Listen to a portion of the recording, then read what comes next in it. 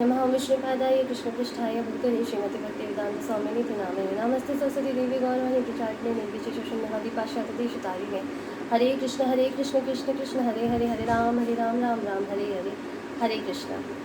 आज मैं आप सभी के समक्ष मुचकुंद नाम के एक राजा और काले वन की कथा सुनाने जा रही हूँ कि भगवान ने उनका किस प्रकार से उद्धार करा। जब भगवान ने कंस का वध कर दिया तो उसके वध करने के पश्चात जो उनका ससुर था जरासंध, वो भगवान से बैर रखने लगा और भगवान की मथुरा नगरी पर 17 बार उसने अपनी 23 अक्षौणी सेना के साथ आक्रमण करा और 17 के 17 बार भगवान ने उसको पराजित कर दिया।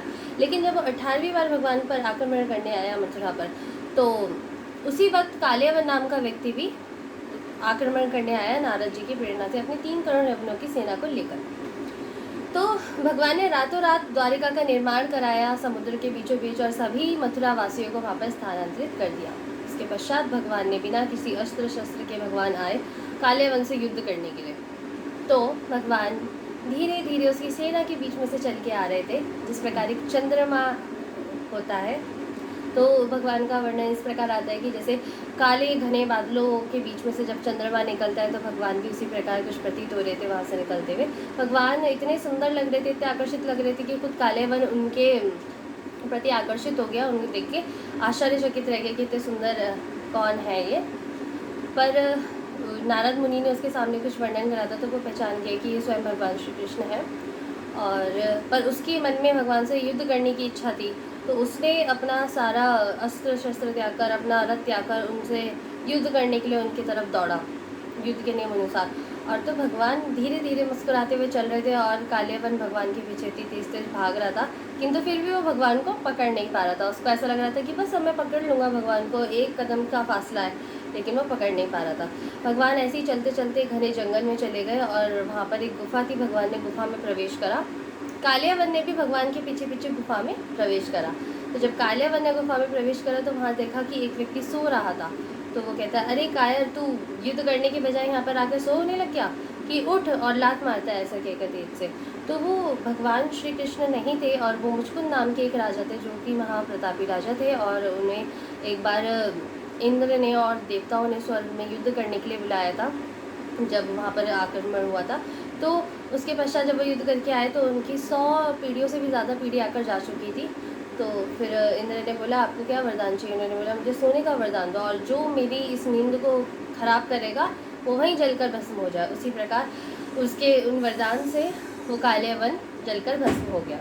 फिर जब वो मुचकुंद जी उठते हैं, इधर उधर देखते हैं, तो गुफा में उनको एक अत्यंत तेज प्रकाश दिखाई देता है।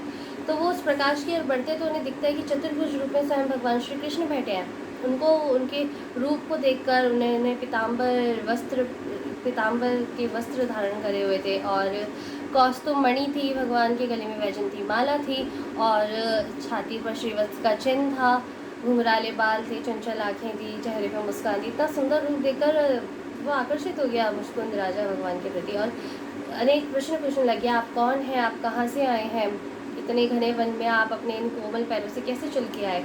और तो भगवान ने उसके सभी प्रश्नों का उत्तर दिया और भगवान ने उसे बताया कि तुम्हारे पिछले जन्म में तुमने इच्छा करी थी मेरे दर्शन प्राप्त करने की, तुम मेरे अत्यंत बड़े भक्त थे, तो इस जन्म में वो पूरी हुई है। ऐसा करके उसको सब कुछ याद आया और वो भगवान की भक्ति करने लगा। उसने भगवान की खूब सारी स्तुतियाँ करी, भगवान की पूजा करी और इसी प्रकार ये कहानी यहीं समाप्त होती है।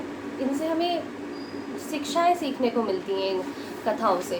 तो पहली शिक्षा हमें ये सीखने को मिलती है कि जब हम भगवान से सिंसियरली कुछ प्रार्थना करते हैं, चाहे वो हमने कितनी भी पहले क्यों ना करी हो, भगवान से उनकी भक्ति मांगते हैं या उनकी सेवा भाव मांगते हैं कि हमें सेवा करने का अवसर मिले, तो वो अवश्य पूर्ण होता है। जैसे कि मुचकुंद राजा के साथ हुआ, वो सोए हुए थे गुफा में, किंतु फिर भी भगवान आए और खुद उनको दर्शन दिया। और दूसरा, हमें कालियावन के पास टाइम से ये सीखने को मिलता है कि अगर हम भगवान के पीछे बिना भक्ति भाव के उन्हें पकड़ने की कोशिश करते हैं, अपने ईगो से या अपने इग्नोरेंस में भगवान को पकड़ने की कोशिश करते हैं, तो ऐसा नहीं होता है। अगर हम भक्ति भाव से भगवान को पकड़ना चाहें तो हम भगवान को पकड़ सकते हैं। तो मैं अपनी कथा को यहीं समाप्त करती हूँ। हरे कृष्णा, धन्यवाद।